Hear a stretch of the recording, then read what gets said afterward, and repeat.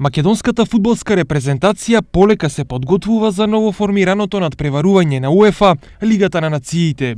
Двата контролни меча против Финска и Азербејџан, повеќе или помалку, ја покажаа играта на црвено-жолтите и нивната спремност за настапот. И двата меча завршија без победници, но со оглед на квалитетот на репрезентациите на Финска и Азербејџан, може слободно да се заклучи дека Македонија прикажа бледа игра.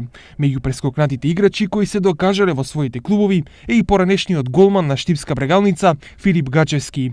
Гачевски повеќе од една година не е повикан во репрезентацијата, иако се покажа во Вардар во големите дуели, како оној против Фенербахче кога ги однесе црвено-црните во групната фаза од Лигата на шампионите, но и извонредните настапи против Малме и Копенхаген. Кога се чудните одлуки за неповикување во репрезентацијата во прашање, исти е случајот и со Ибраими и Јаховиќ, кои не настапија во репрезентативниот дрес во пријателските надпревари, иако Ибраими е најдобриот стрелец во Македонија, а Јаховиќ најдобриот македонски стрелец во интернационалниот фудбал. Дали ќе се променат првичните одлуки и дали ќе има измени во репрезентативниот состав пред Лигата на нациите, остануваат уште неколку месеци да видиме.